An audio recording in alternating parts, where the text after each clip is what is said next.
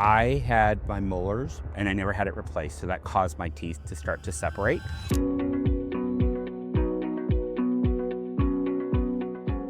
Definitely the confidence level was changing, the insecurities about not being able to smile, the feedback that I look upset when I really wasn't. I just wasn't smiling because I was self-conscious about it. Definitely did not serve in my personal life, socially, or even in, very importantly, my professional life, because that's what I do for a living.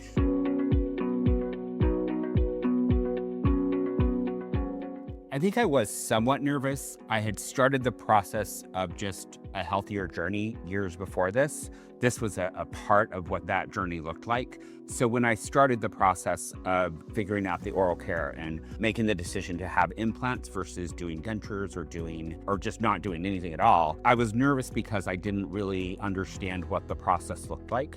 So it started with a lot of research. It started with a lot of consults with a lot of different dentists, and then ended with Dr. Samadian.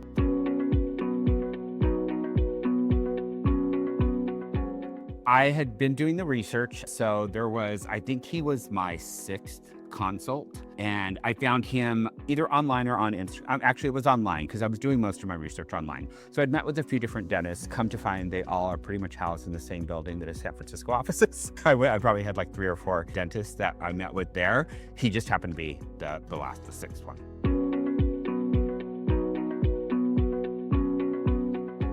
One of the reasons that I chose Dr. Somalia is that it being my 6th consult, I'd gone through these questions. I'd figured out more questions to ask, and I'd started to realize that it wasn't just cosmetic. It was like, what is the aftercare going to look like? What is the entire process of what the actual surgery is going to look like? So by the time I got to him, I had a ton of questions, probably more than they probably get in a normal consult, because I'd been through so many of these consults, and they were answered with promise in each one of them. They were also not trying to sell me teeth. I'm in sales for a living, so I'll spot it the minute it happens.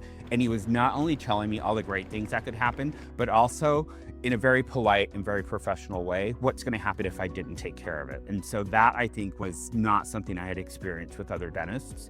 I also just found a lot of familiarity with the conversation that he was having with me. He wasn't talking over my head. He wasn't using terminology I couldn't understand. Most people wouldn't understand. So he was very personable, and it allowed me to go in and feel a lot more confident, because I didn't just sign up that first visit. I went back for another visit. And it was at that time that they were able to be very honest with me about what financing was going to look like, what avenues I had to take to ensure that I can afford it, but also like the part about not taking care of it and what that's going to look like in 5 years. That, I think, was the one thing a lot of dentists didn't tell me about. They were just quick to get me in a chair and get me into a contract, where he was really honest and really professional, but told me like the scary part of what it could be.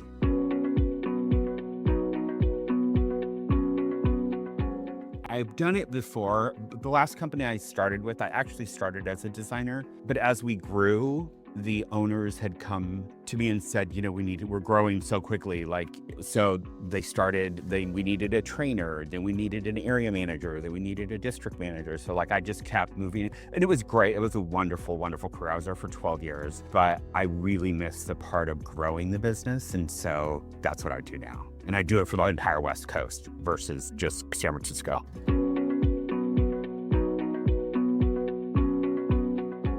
I think financing was a really big part of it for me. So it's not an inexpensive process or procedure. And once they ran my credit and got the financing for it and just put the numbers in front of me, I could handle this. So I did it. So that was part of it, but that was on my 3rd visit.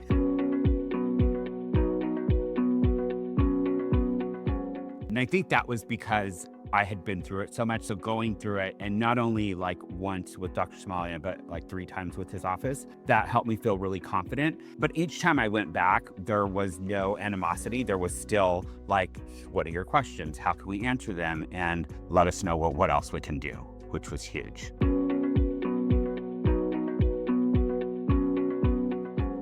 he's positive, he's always smiling, he's kind, and he's also very professional in all of that. So his demeanor is really wonderful. But I think also he's really honest. And I think that's really important to anybody who's walking in, because you don't know what the outcome is going to be. It's not your everyday surgery, and it really affects a lot of parts of your life.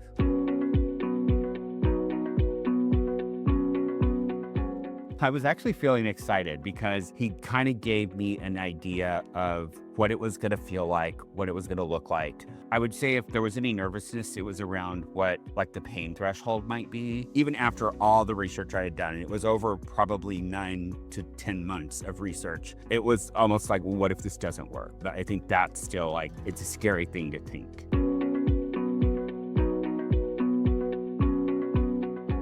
It was much better in a different way.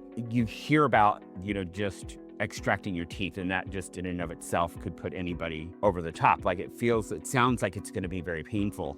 There was no pain. I didn't feel any pain. The most challenging thing in the process was having to hold your mouth open for 3.5, 4 hours. That's not really pain caused by the teeth or the surgery. It's just having to hold your mouth open for that long.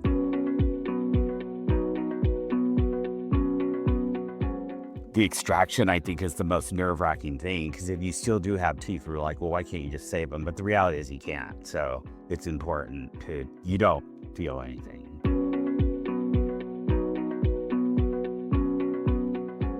Recovery was good. I went in to have my surgery on a Monday, and I took the whole week off from work. The reality is I probably could have gone back to work on Friday. I just didn't. I was fortunate enough to not have to be able to take some time to heal. I went in on Monday. It's strange not living with teeth for a couple of days, but by Thursday, I already had my template in for the temporaries while they were making my final denture, my final implant.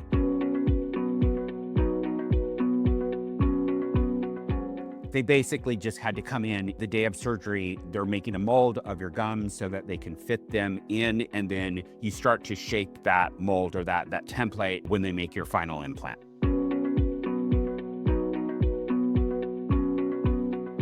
There's a lot of people that used to say for so long, I'm genuinely a happy person, and I smiled a lot when I was younger. Like I said, I'm in sales, so I'm very positive. It's my nature. But for so long and for such a long period of time, the feedback was always like, why are you mad? Or why are you upset? And I was never upset or mad. I just stopped smiling because it became very self-conscious for me. So now it's constant smiles.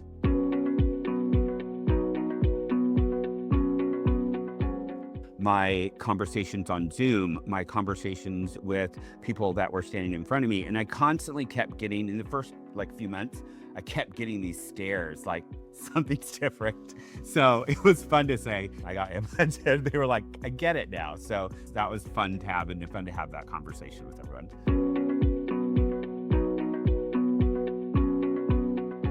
There was a little bit of disbelief. I had not seen it in so long. It was disbelief. It was nice. It was a full circle moment for me, definitely. Having been there once before, and always kind of, not to be, overly confident, I would always get compliments on my smile. So when I didn't get them for a very long time, it was nice to see them come back.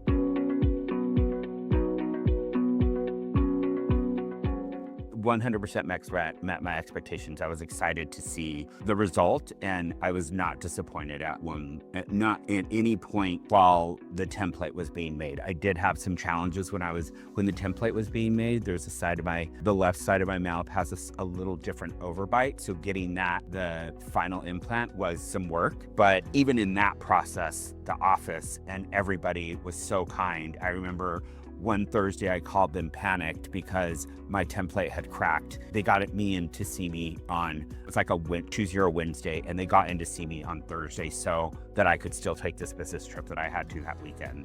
So, the level of service and care that was given was pretty phenomenal.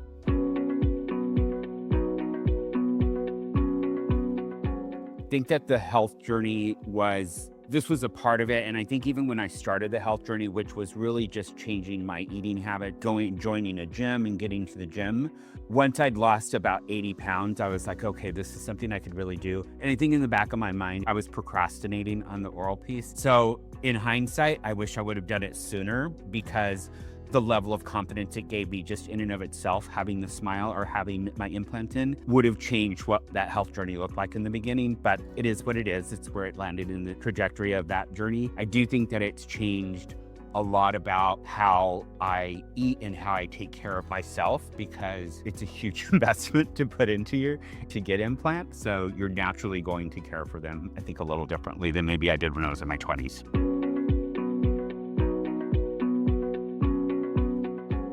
Anybody who might be considering this journey is, one, do yourself the service by doing the research. Maybe do it before you walk into your first consult. I walked in blind to my first couple of consults, but anybody who's doing it, do the research, understand the health benefits of having it, but also the challenges you're gonna have if you don't treat your teeth, because your teeth are connected to your heart. Your teeth are gonna be a huge part of your life, and whether or not you've been living in this place of not feeling confident or feeling insecure for so long that you don't even know what it feels like again, just remember that it's an exciting time when you can walk into a space and smile and have a better day because of it. During my consultation, the 6 consultations that I had going into this process and finally deciding on Dr. Samadian, there was one common denominator in every dentist that I went to. A lot of them obviously knew what they were talking about. They described it. Pricing wasn't really that different. It's pretty consistent across the board. Financing was different in some places, but the one common denominator was that it was about getting me to sign a contract that day, jumping into a really big life decision without really having all of the information and really the confidence that I needed. The difference with Dr. Samadian's office was that I went back 3 times, and each time it was with different different questions, different concerns. The dentist before that almost wrote me off, or in some sense, nobody did any follow-up, nobody did. At that point where I said no, they stopped caring. Where with Dr. Samadian, I'm sure I said no on some level, because I would say I'm not ready to sign yet. But when I would call back to schedule again, that same person that was sitting on the other side of the phone welcomed me with curiosity and with professionalism and care. And I think that ultimately was the decision, because at the end of the day, these dentists are all probably really good at what they do, but there was this one piece about making sure that I felt comfortable, confident about the decision that I was making, makes it that much better, because clearly I'm here.